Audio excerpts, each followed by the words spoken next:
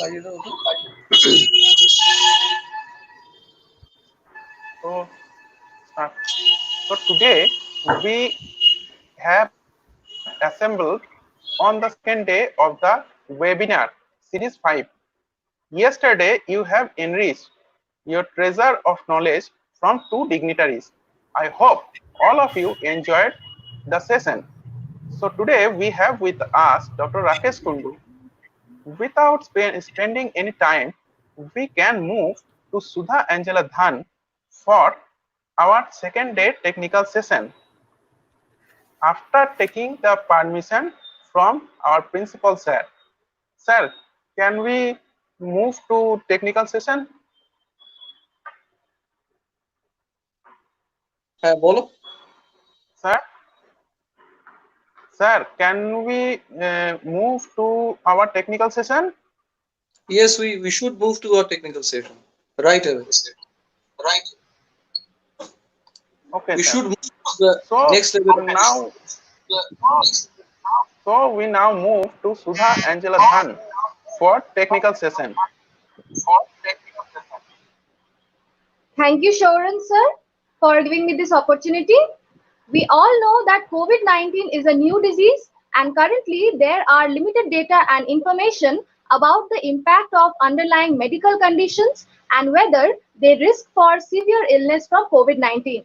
So, to discuss more on today's topic, that is prevention and management of COVID-19 among patients with diabetes, we have with us Dr. Rakesh Kundu. Welcome, sir. Dr. Rakesh Kundu is currently an assistant professor in the Department of Zoology, Vishwabharati. He received his master's degree from Banaras Hindu University, his doctorate and postdoctorate degree from Vishwabharati.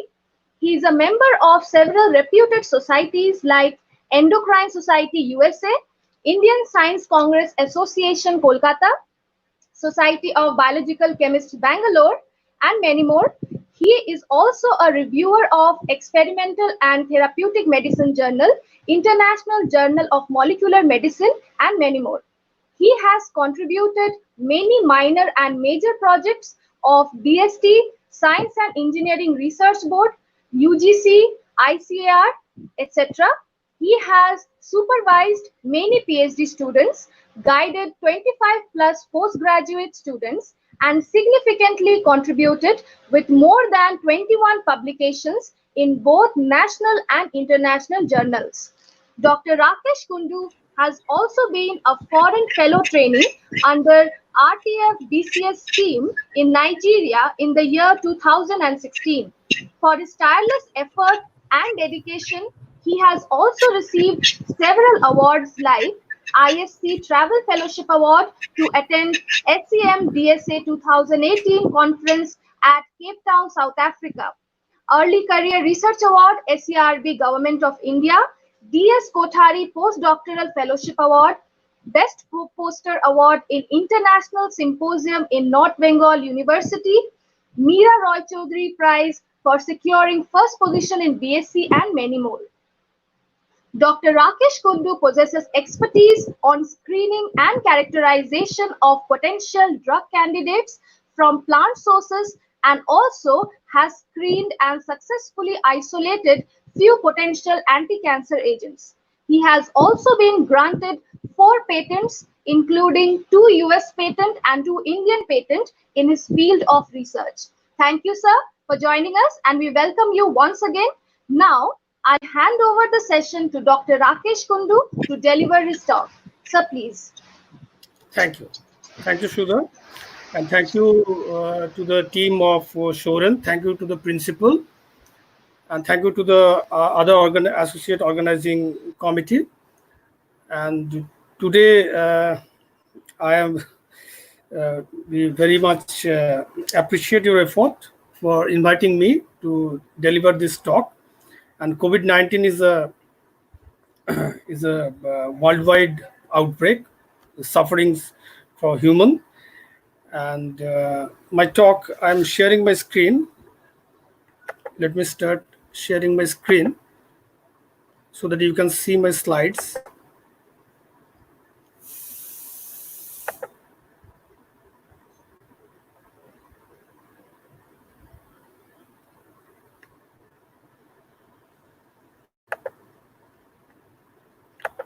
So this is the topic of my lecture: prevention and management of COVID-19 among patients with diabetes. So I will talk about the COVID-19, the disease, the therapeutics, and also the management of patients with diabetes and their therapeutic management also. So this is my topic, and to begin with this COVID-19, I should say that severe acute respiratory distress syndrome is a newly identified virus that differs from the earlier SARS-CoV and MERS-CoV, which are being identified in China and also in the United Arab Emirates during 2003 and 2011. So 2003 SARS-CoV virus was the first outbreak in this millennia, in the 21st century. And then we have seen that SARS-CoV-2, which is a very deadly and very infectious virus, which is spreading throughout the world starting from Wuhan, the Hubei province of China. So to say with the beginning that this viral disease was named as COVID-19 by WHO during December 2019, and this is originated from the Wuhan Hubei province, and few patients actually reported to the hospital with a new pneumonia kind of disease, and they are connected to the wildlife market of the Wuhan, and that eating wildlife is a kind of age-old practice and tradition in China. So therefore, the disease actually spread to the Thailand, and then now the disease actually spreaded through the world. At least 200 countries are actually affected for this disease. In December 30, this is the epidemiology and timeline of SARS-CoV-2 outbreak. You have already know this, and so this is the story of the SARS-CoV-2 virus. It was reported in December 30 that a cluster of 27 pneumonia-like cases have been identified in the Wuhan city, and the local administration actually reported this. And out of this 27, 7 subjects are actually directly related to the wholesale animal market, wildlife market of that Wuhan province. The January 1, the local administration actually blocked the sale of the seafood wholesale market and closed that market actually, because there is a direct link found among the 7 patients, 7 subjects. In January 7, the novel coronavirus was isolated, genomic sequencer available on January 10th. Then the very next day, 5 other genomic sequences have been deposited in the viral repository. And then this repository is available to the scientists of the world. January 12, this this disease actually temporarily named as 2019 nCoV by WHO. And therefore, the research have been begin around the world. In January 30, WHO actually declared this outbreak as a public health emergency of international concern. So PHEIC, that PHEIC actually, this is a kind of emergency of public health. This is actually practiced during 2007, who actually started practicing this declaration during the outbreak of this Zika virus, during the outbreak of MERS virus. These are also declared as the public health emergency. So as like the COV, so we have faced this 6 times. This is one of the public emergency across the world. And the first death case was reported on February 2 across, apart from the China, the Philippines is reported the first death case. And the disease was named as COVID-19 on February 12 by WHO.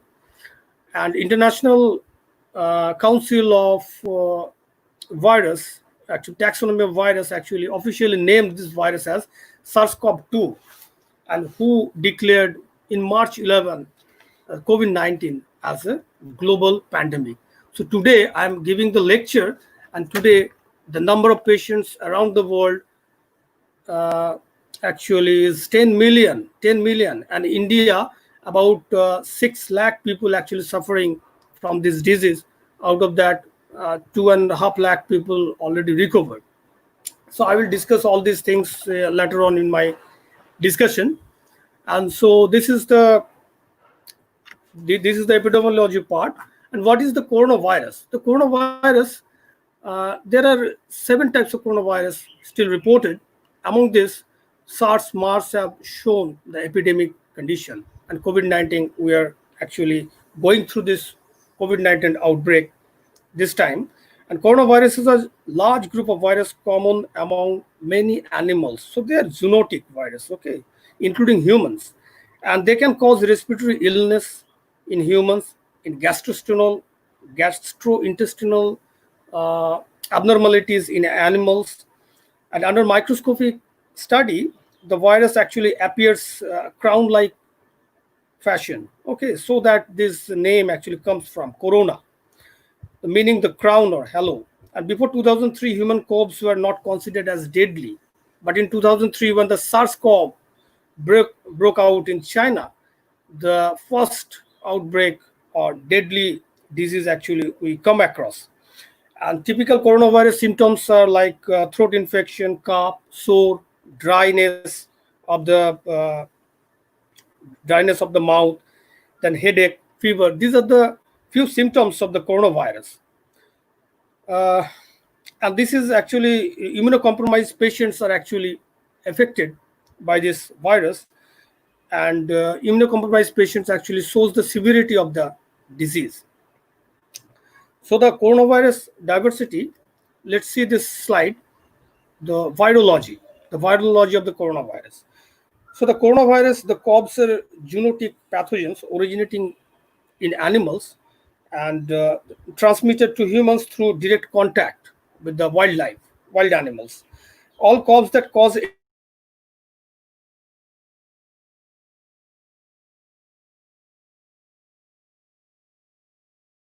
are believed to be in bats. These viruses are actually originated, and this virus also have some intermediate hosts to transmit to the human beings. So earlier, SARS-CoV of 2003 have been reported with the intermediate host as civets, and in MARS-CoV infection during 2011 in the United Arab Emirates, the dromedary camels act as intermediate host.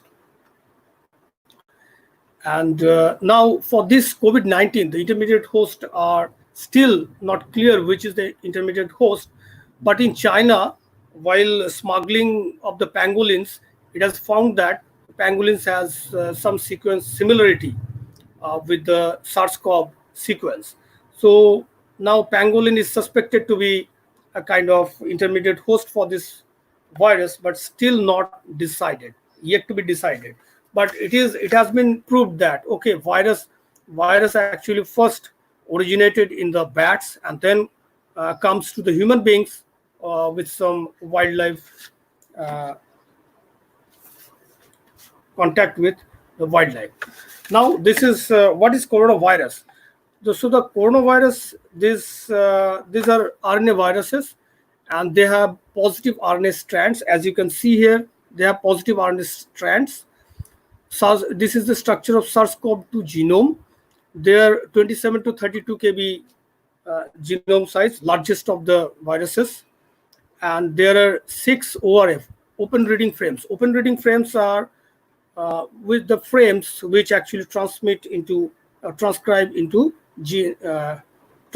proteins. So these are open reading frames, and these open reading frames out of the 6 ORF1A, ORF1B constitutes the 2/3 of the total viral genome, and they generates two proteins, PP1A, PP polyprotein 1A, polyprotein 1B, and these are the protein which then actually helps in the viral replication in the host. Some other proteins are also there, main proteins like spike proteins, envelope proteins, membrane proteins, and nucleocapsids. So you can see this, and they are situated in the 3' end of the viral genome. You can see the viral structure. So you can see the corner-like arrangement of the spike proteins, and these spike proteins are actually recognize host cell receptor and inject its RNA to drive the replication process inside the cell, inside the host cell. There are nucleocapsid, which helps in RNA packaging of the RNA. There are membrane protein that is responsible for shaping the virus. There are envelope protein. Envelope protein actually helps in virion assembly. So this is the SARS-CoV-2 structure and different genomic elements and the proteins which are responsible for the virulency of this virus. So this is the infection cycle of SARS-CoV-2. As you can see, as I've told that this virus has spike proteins, and these spike proteins are actually necessary to attach with the receptor on the host. And the cells which are first infected are vulnerable are the air passage cells, the cells of the lungs and the air passage. So this cells has some receptors, ACE2 receptor, angiotensin converting enzyme receptors on the surface, and these receptors actually act as the docking site for the virus to attach. Another protein, TMPRSS2, which is associated with this ACE2 receptor, also helps the attachment of the virus. So when the virus actually, the SARS-CoV-2 actually gains entry into the host cell through the binding of the viral S protein to the host ACE2 receptor, and the S protein is clipped into S1 and S2. This S1 and S2, it is clipped by a cell-derived protease, and S1 binds to ACE2 and S2 is activated. The host serine protease, just a minute, let me bring the cursor here. Yeah, this is TMPRSS2 and this is ACE2. So these two receptors are actually the docking site for the virus and entry point, and results in membrane fusion. So once inside, the SARS-CoV-2 hijacks the host machinery to transcribe, replicate, translate its RNA genome and structural proteins before being assembled, encapsulated, and exocytosed from the cell. So this is the cycle. Let me explain it in a brief manner. So attachment of the virus, internalization of the virus, then release of the RNA, and the RNA directly hijacks the cellular machinery, transcribed, translated. Sorry, this is translated directly to polyprotein 1A and polyprotein 1B. Polyprotein 1A, polyprotein 1B, then clipped into 16 small proteins to form a replication transcription complex, RTC in short. This RTC then replicate this positive strand of the virus, main strand of the virus, to generate a negative strand, and from this negative strand, just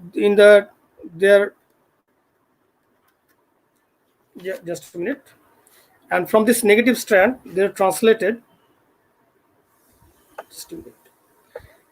And from this negative strand, it is translated to spike protein, envelope protein, membrane protein, nucleocapsid, and other so many accessory proteins and structural proteins. So these are then assembled, translated in the ER, endoplasmic reticulum, trafficked to the Golgi complex for further modification, glycosylation, etc.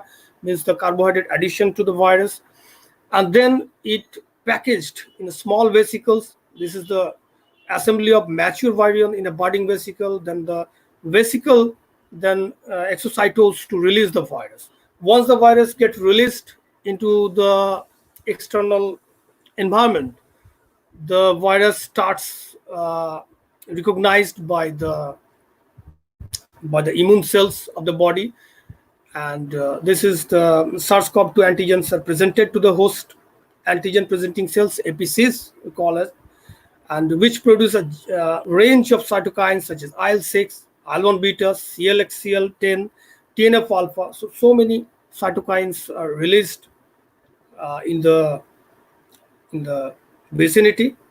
Ultimately, the release of these cytokines causes an enhanced, unbalanced, and devastating pro-inflammatory response to the host. and that is known as cytokine storm.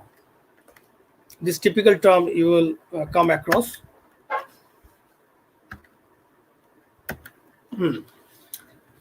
So next is what is the impact of the invaders?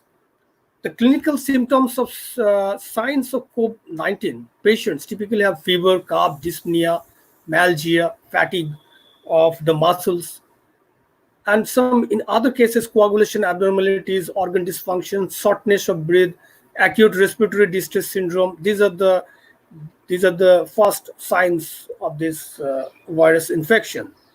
Moreover, cytokine storms are associated with the development of SARS-CoV-2 infection. So cytokine storms, mainly IL-1 beta, IL-1 RA, IL-7, IL-8, IL-9, TNF. Then so many growth factors also involved in this cytokine storm process.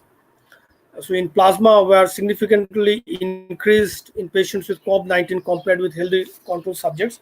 So in a healthy control subject, if you see the COVID patients have literally high amount of cytokines in their circulation.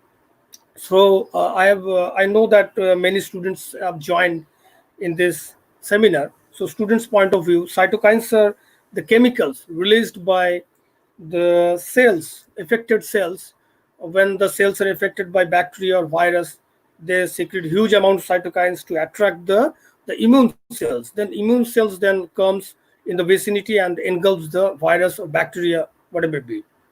So they are actually body's defensive mechanism. They generated or secreted in response to body's defensive mechanism. Secondly, certain pro-inflammatory cytokines have been found further increase in ICU patients. So patients in the ICU and general bed differ in their disease severity and the cytokine levels.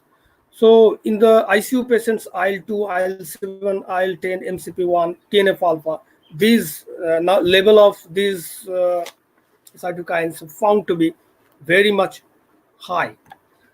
Autopsy of patients showed that alveoli were filled with fluid, white blood cells, mucus, damaged lung cell debris, and there is no doubt that the lung is most severe injured organ.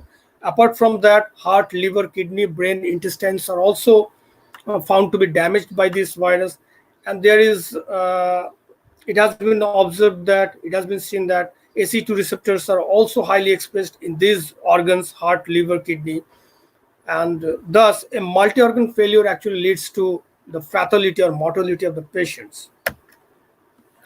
So this is the invader's impact, the cytokine storm and the local site of the lungs or infected tissue, the pneumonia of the lungs, which leads to high mucus secretion, breathing distress. Then coagulation abnormality means the blood clots, and it is now recognized that the blood clots actually leads to the hypoxic condition, the organ damage, the multi-organ failure of the affected person, and that leads to mortality. So now the scientists are also addressing this hypercoagulability of this COV2 infection. And patients with the heart problem or cardiac problem, they also there is ACE2 receptor in the heart muscles also, and the ischemic patients suffer a lot from this infection COV2, and followed by heart attack because of the blood clots in the coronary artery. So these are the impact of the disease. Now, what is the relationship of COVID-19 and diabetes? So we are working with diabetes for several years, at least for 16 years, since my PhD, my postdoc. Now I've joined Bishwabharati in 2012, and we are working for long with this diabetes, this subject. And our main focus is to the type 2 diabetes. For student point of view, the diabetes is of two type 1 and type 2. Type 1, the insulin secretory cells means the beta cells actually damaged, and there is a lack of insulin in the circulation.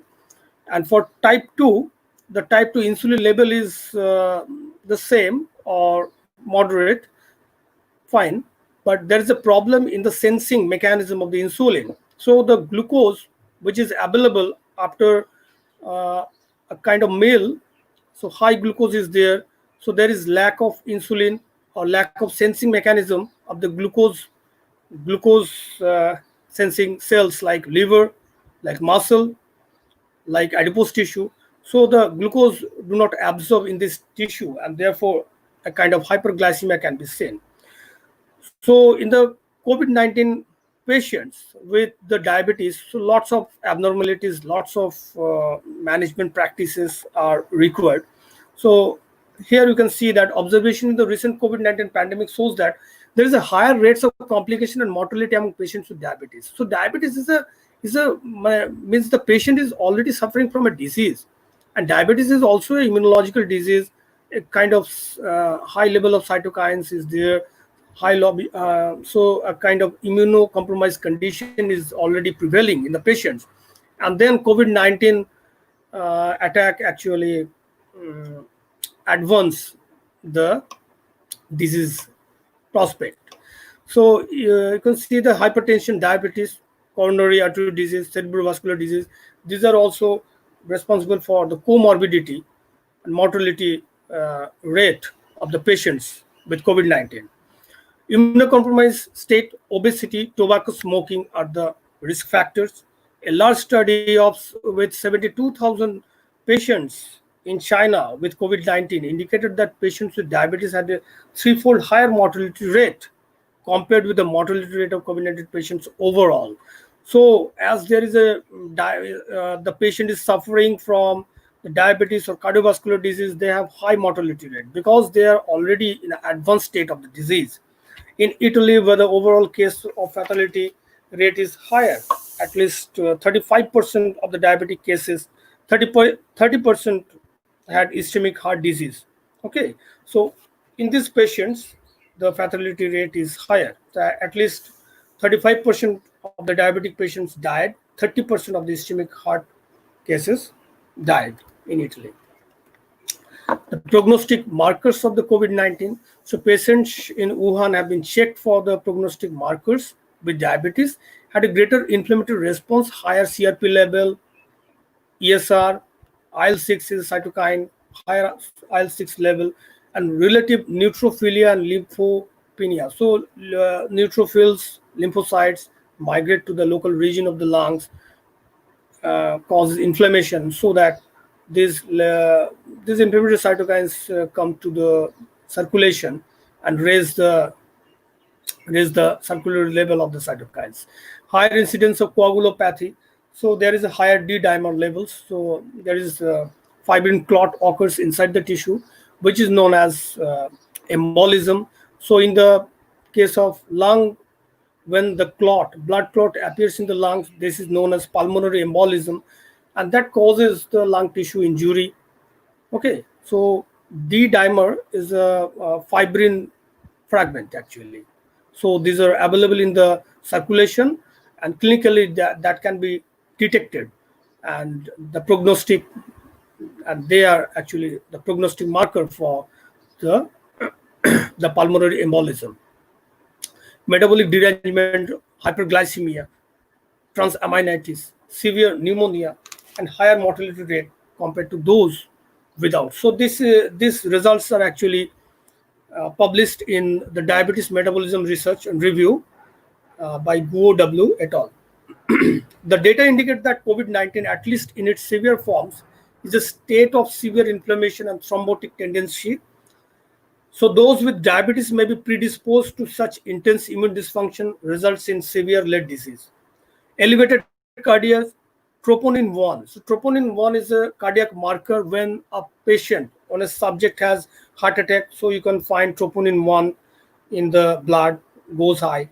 So suggesting that COVID-19 may lead to myocardial injury and impair cardiac function. So cardiac function impairment is there, and that leads to morbidity and mortality risk.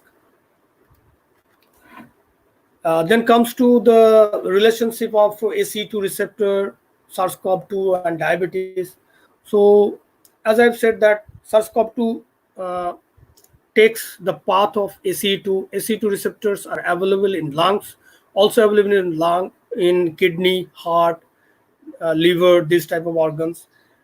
And to say what is the relationship with diabetes, uh, the scientists have observed that pancreatic beta cells also have these ACE2 receptors.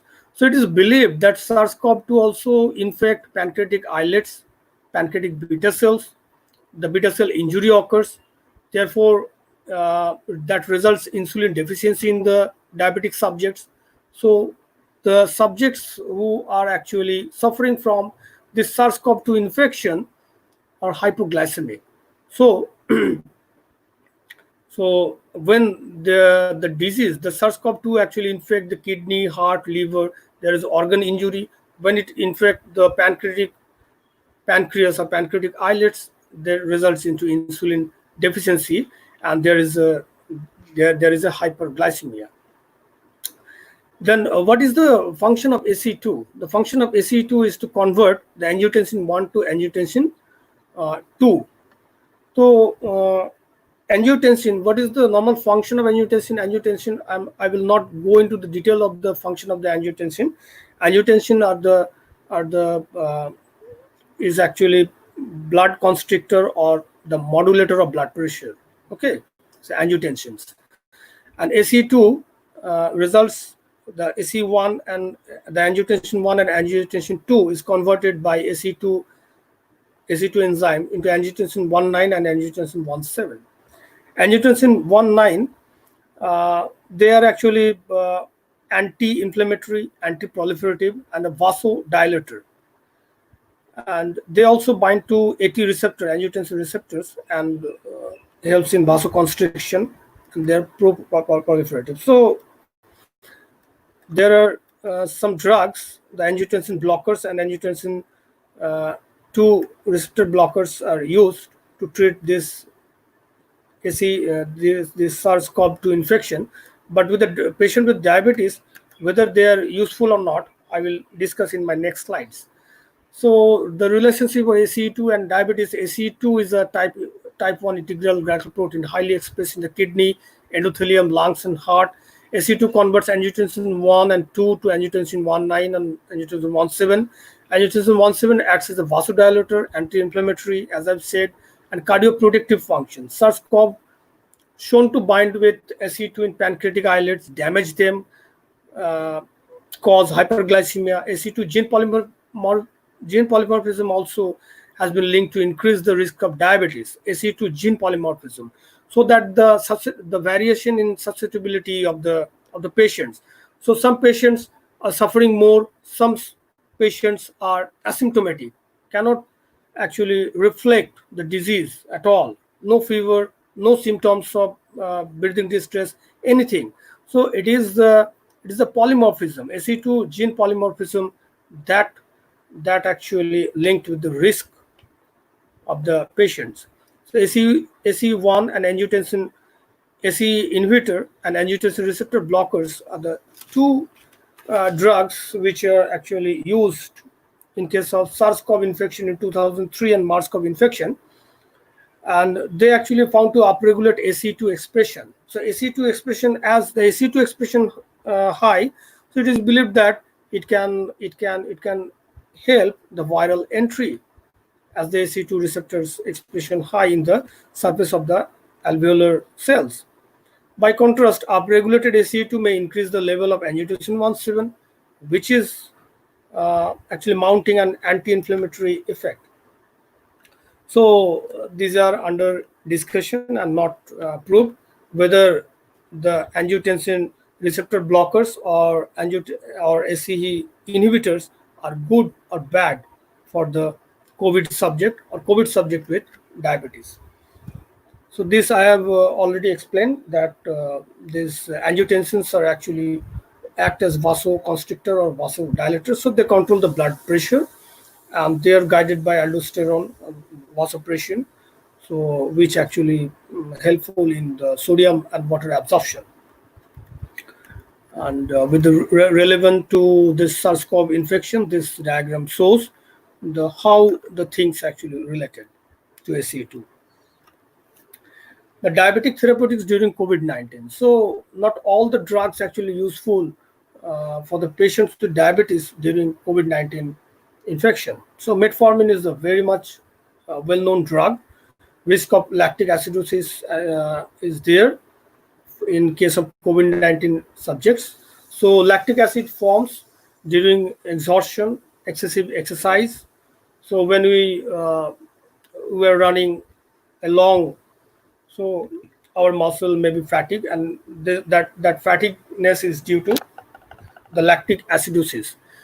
And the COVID-19 patients suffer from the hypoxic stress, hypoxic condition that leads to further lactic acid generation and acute illness.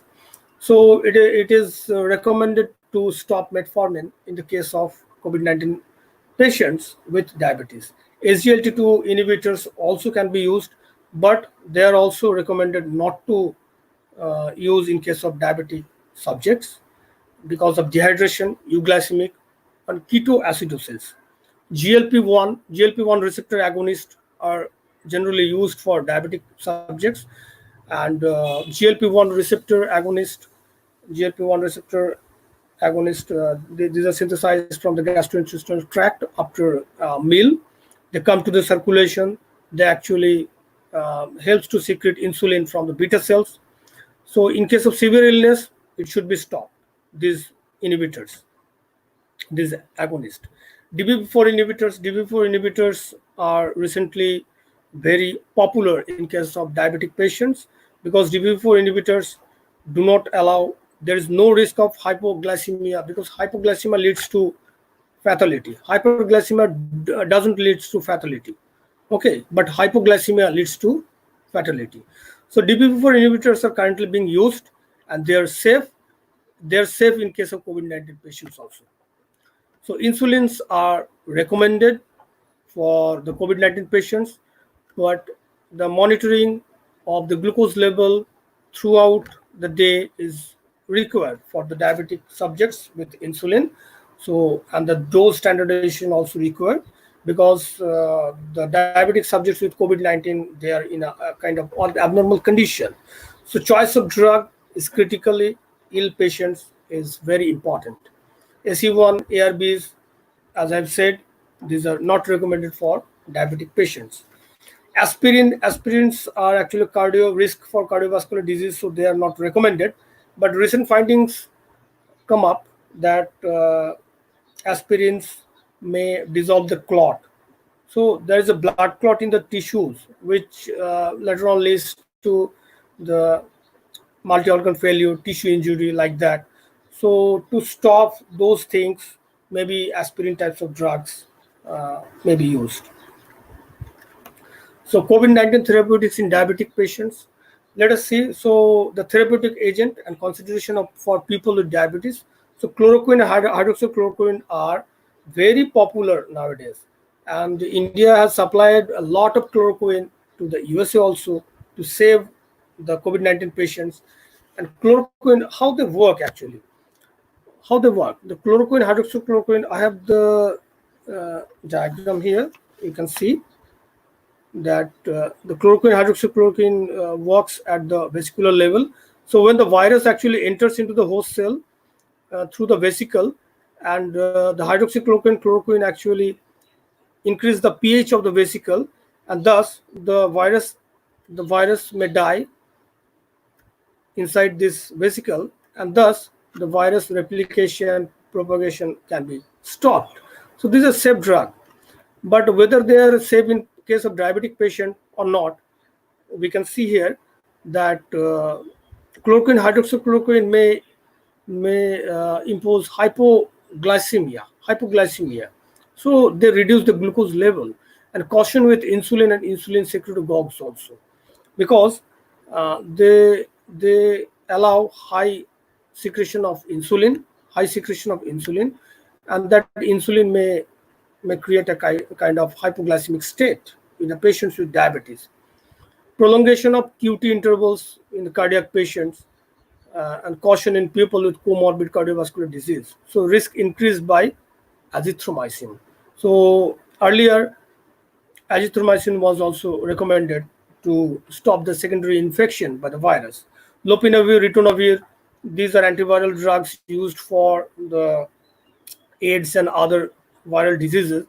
They also induce hyperglycemia in case of diabetic patients. Deterioration of glycemic control then occurs. Interaction with statins increase risk of hepatic and muscle toxicity. So lopinavir, ritonavir are also not recommended in case of diabetic subjects. Glucocorticoids, glucocorticoids raise the glucose level of the blood, and they are also not recommended for this. So there is the drug, if the glycemic control is breakdown, so that drug is not recommended for the diabetic subjects with COVID-19. Remdesivir is now a very popular drug for COVID-19. Hepatotoxic, the remdesivir actually cause hepatotoxicity in case of diabetic subjects, and caution with along with statin, it actually generate much more toxicity. And the kind of the patients which suffer from pre-existing fatty liver disease are not recommended with this antiviral drugs. So how and what level the antiviral drugs and different therapeutics available for COVID-19 works shown here in this diagram. Lopinavir, ritonavir actually stop this proteolysis to form this replication RTC complex, replication transcription complex, so that the viral propagation, RNA propagation can be stopped. Remdesivir, flavipivir, ribavirin, these drugs, these are also antiviral drugs. These stop this RNA polymerase here. So different monoclonal antibodies are also designed to stop the immunological, that immune storm that may be disadvantageous for the patients with diabetes. Now, convalescent plasma therapy is very useful for the diabetic patients. So what is convalescent plasma therapy? It involves the transfusion of plasma retrieved from the blood of people who are actually suffering for COVID-19, and recently they recovered from this COVID-19, and the plasma actually collected from those patients and transfused to the subjects which are currently suffering. So how does it work? So as people fight the COVID-19 virus, they produce antibodies that attack the virus. These antibodies are secreted by the immune cells, which are known as B cells, specifically B lymphocytes. So B lymphocytes produce these specific antibodies for COVID-19 and found in plasma or liquid part of the blood, which helps the blood clot when needed and supports immunity. So this convalescent plasma therapy is the transfer of immunity from a recovered patient to a patient who is actually currently suffering from the disease. So from recovered to COVID-19 patient.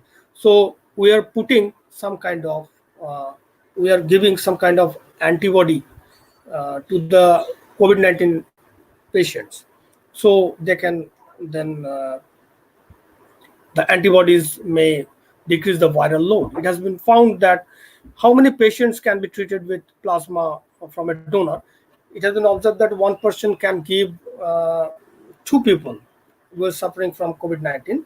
As scientists say that a patient need only one transfusion to get enough antibodies to fight the virus. Is it a new treatment? No, it is a old age treatment. During 1888, also these kind of treatments have been used. These kind of treatments have been used for SARS-CoV, MERS-CoV also. The idea of using the person's plasma to help another has been used during the outbreak of SARS, as I've said, also caused by coronavirus. How many states in India are using it? Now more and more states are using this treatment to treat the patients. So Delhi, a 49 years age patient who were actually in ICU, given the plasma from the recovered patient, and in the very next day, he transferred to the general bed.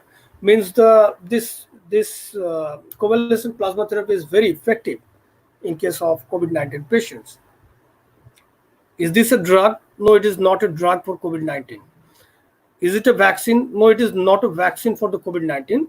But okay, it can create a silver line from the COVID-19 patients to go from the mortality, at least it can give the patient for fighting against the disease. So covalescent plasma therapy, in the absence of vaccine and any other medication, it is very helpful for the sufferers.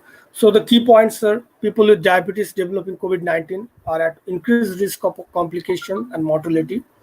Adherence to healthy diet, lifestyle, access to healthcare is limited by infection control measures, community, such as lockdown, self-isolation, quarantine. So general precautions to prevent COVID-19 infection are critical in case of diabetic patients. So patients with multiple comorbidities needs extra caution. Continuous good dietary practice is required, say physical activities, regular glucose monitoring. Measures such as telemedicine services are required, so patient can talk with the doctor over phone, not visit to the clinics which may be crowded with other patients with the COVID-19 maybe. So people with diabetes who develop COVID-19 should continue their routine medication unless the illness is severe. For severe COVID-19 in diabetic patient, glycemic control is best achieved with insulin. So insulin is recommended. SGLT2 inhibitors are best discontinued. SE2 ARBs, these type of drugs should be continued unless uh, contraindication develop. Individualized decisions should be taken on continuing aspirin or statins, so there is no restriction. It is up to the patients to use aspirin or statin or not. Research into pharmacological therapies for treatment and prevention of COVID-19 in people with diabetes is urgently needed. There are lots of unanswered questions. Are people with diabetes at risk, increased risk of contracting COVID-19? Is the presence of diabetes an independent risk factor for death in those infected? Is the people with diabetes is subject to death all the time? Does type 1 diabetes increases the susceptibility to and the severity of the COVID-19? Does premorbid glycemic control predict susceptibility and or prognosis of COVID-19 in people with diabetes? Are SGLT2 inhibitors and SE2 ARBs safe for the diabetic subjects? Are immunomodulators and or antivirals effective or safe for prevention and treatment of COVID-19 in people with diabetes? Those questions to be answered. So thank you for now.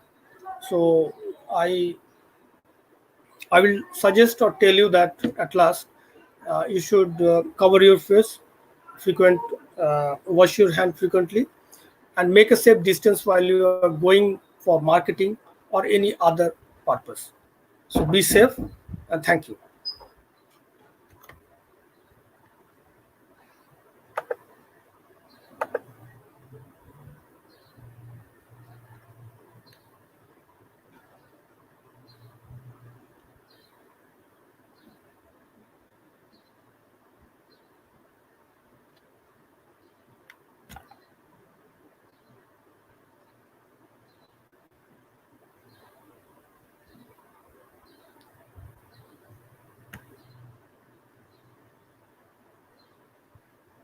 Shudha, hello, madam. Shudha, madam, you are not audible. Your microphone is off. Okay, am I audible now? Am I audible now? Hi, it's audible. Now you are audible. Am I audible now? Yes. Now you are audible, Sudha. For the interruption. Okay. Okay. Thank you for your patience, sir. Thank you, Dr. Rakesh Kulu, for delivering a wonderful lecture and making us aware of the importance of prevention and management of this global pandemic. I hope it was quite interesting and informative for all our participants. And now it is the time for our question and answer session. We have a few questions from our participants, sir. I will happy to answer the questions, please. Okay. Sir, first question from one of the participants is there any relation between susceptibility susceptibility of COVID-19 infection and individuals' food habit. That is being a vegetarian, being on a vegetarian diet or a non-vegetarian diet.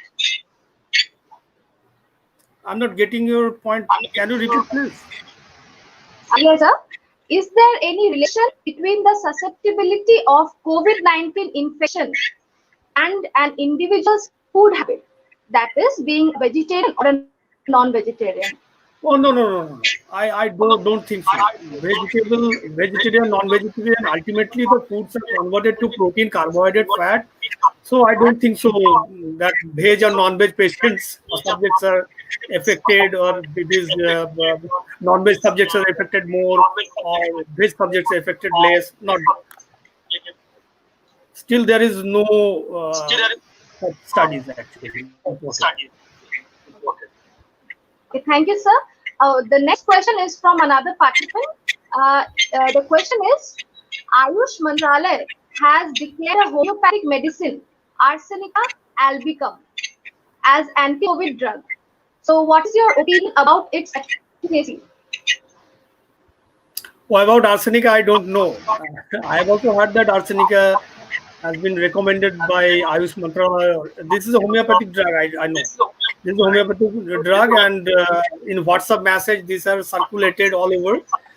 Okay, people can take if they are interested, but there is no, as of now, there is no specific drug for this COVID-19. Okay, unless and until vaccine comes, or unless and until uh, the medical advisory boards actually report, okay, this is the medication for COVID-19 specifically. We should not bother, or we should not believe on these type of drugs. Okay. Okay. Sir, the third question, I hope you can see it on the screen, sir. It is from Sandy Paul. She's asking, what is the difference between ACE1 and ACE2 receptor?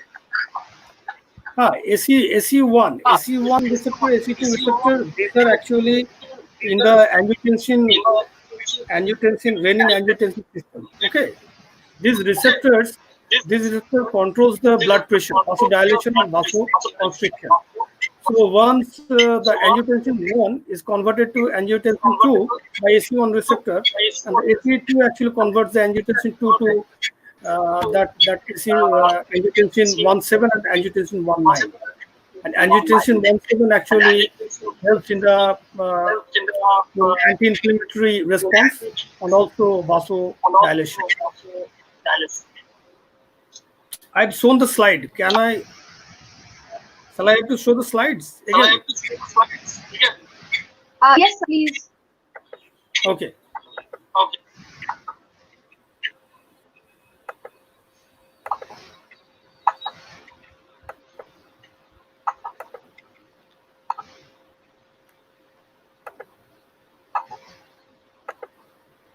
So please see this.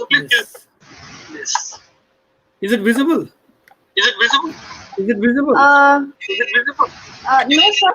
No, sir. You just see. Is it visible, Sudha? Is No, it sir. visible? No, sir. It is not visible.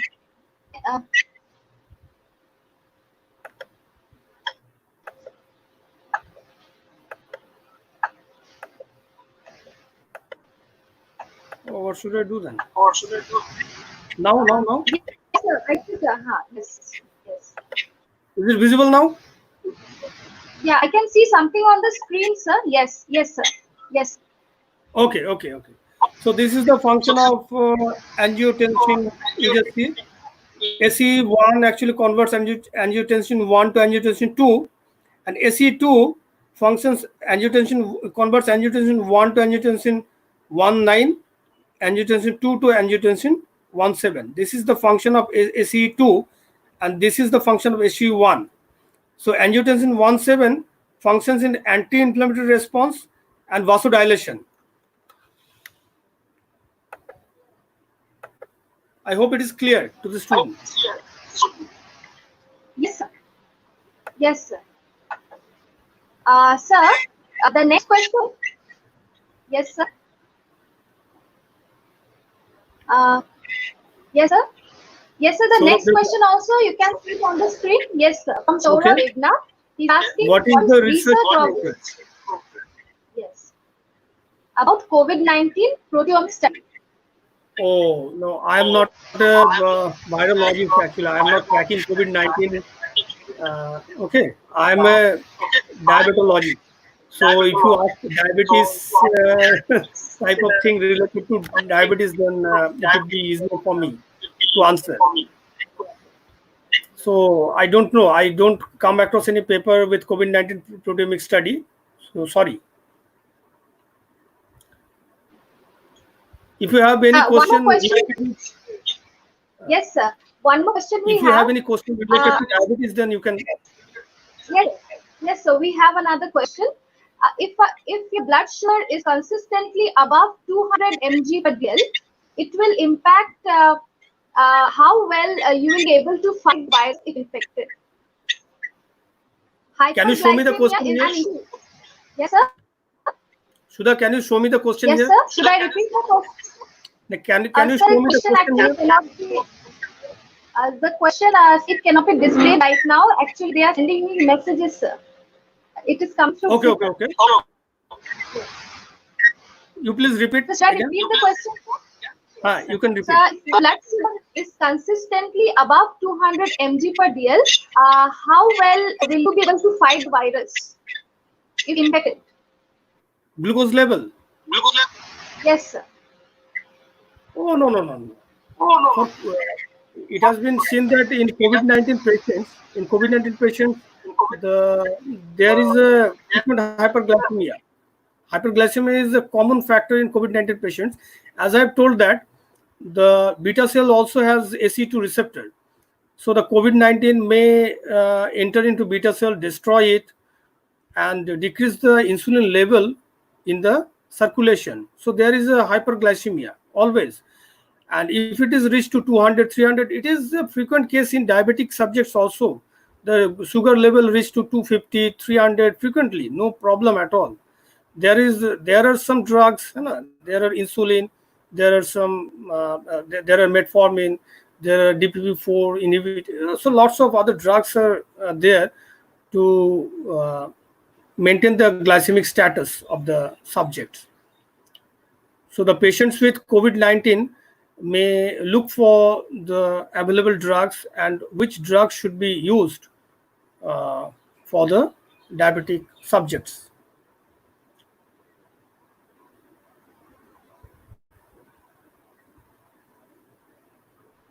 As you can see, it is from Sabani Datta. It is from Sabani Datta. She is asking whether herd immunity development leads to quick recovery of the diabetic subjects. Oh, no, no. Hard immunity diabetic subject is totally contradictory. Okay, totally contradictory one. Diabetic subjects, if you see the diabetic subjects, they are immunocompromised already. So they are, I can say they are already in a kind of advanced stage of immunosuppression. Okay, so they are very much susceptible to the viral infection. So the diabetic subjects should stay away to be infected. So as I have recommended in my last slides, that there is a special care needed for the diabetic subjects for exposure of the COVID-19. If they get COVID-19, then there are complicated situations may arise, and there are certain kinds of drug to be used for those patients. Okay, so the diabetic subjects, for the answer is the diabetic subjects are already in a immunosuppressive condition. So there is not a kind of hard immunity. Hard immunity, we are describing hard immunity in the healthy subjects, okay, who can fight over the disease. So another question is being displayed on the screen, sir. It is from Najimuddin, and the question is: does type 1 diabetes increase the susceptibility to severity of COVID-19? Okay, very good question. But as I've said that there is no research have done whether type 1 diabetes or type 2 diabetes are more susceptible to severity of the COVID-19. It is equally severe for in both the cases, type 1 and type 2. But in type 1 cases, what they actually suffer from the ketoacidosis. Okay, type 1 subjects, when they are actually applied with metformin, or they are giving insulin, those patients are actually suffering from ketoacidosis. So there are ketone bodies, so that accumulate in the body, and that is actually dangerous for those patients. So according to the susceptibility, there is no report till.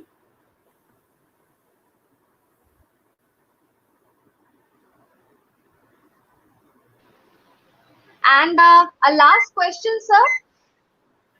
Uh, are there any recently any cases with severe signs of COVID-19 in diabetic patients? Can you show me this question here? Sir, sir, can I repeat it once again, sir? Okay, you can repeat. You repeat. Are there recently any cases with severe signs of COVID-19 in diabetic patients?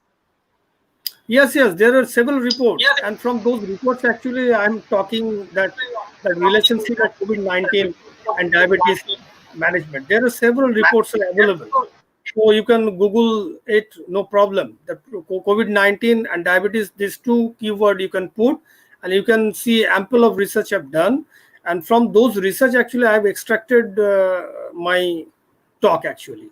Okay, so the diabetic subjects actually, as I've said, they are immunocompromised, they are hyperglycemic state.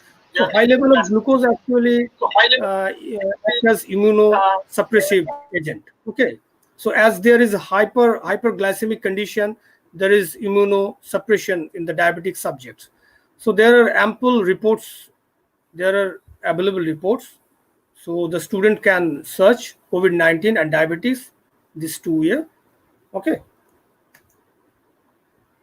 And sir, another question is being displayed on the screen, sir. It is from Shorin Datta. The question is, does BCG vaccine reduce the chances of getting COVID in any way? Oh, it is actually, in my opinion, this is a wild guess. BCG vaccine. Someone from JNU, he is also very, very close to me. From JNU, the molecular medicine Professor Govardhan Das. Professor Govardhan Das actually first reported this the connection between BCG vaccine, as he is actually working with tuberculosis. He is working with BCG vaccine for several years, 20 years at least. So he wants to correlate that COVID-19 cases with the BCG vaccines. So the countries which are in which the BCG vaccines are actually given to the subjects. So it is his opinion that it has been observed that the COVID-19 cases are less, like Brazil, in India, but I don't think so. I think this is a wild guess. This is a wild correlation only, and nothing else. Still, it is not proved. At least, no logic. So, okay. Thank you, sir. And thanks to all the participants for their patience. I hope you got the answers to your questions. Now, we shall conclude the question and answer session.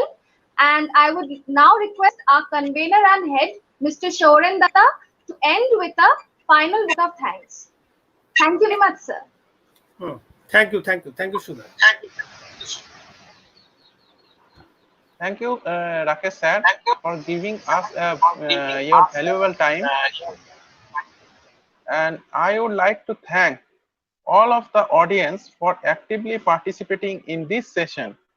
Today, we enrich our knowledge with valuable speech from Rakesh sir, focusing on mechanism of coronavirus infection and how it affects on angiotensin II during SARS-CoV infection and diabetic therapy during COVID-19 and effectiveness of plasma therapy on COVID.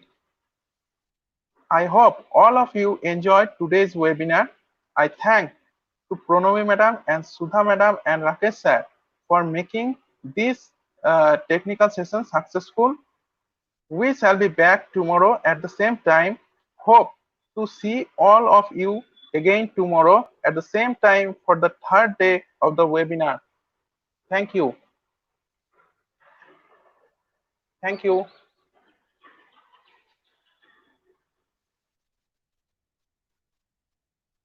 Hello.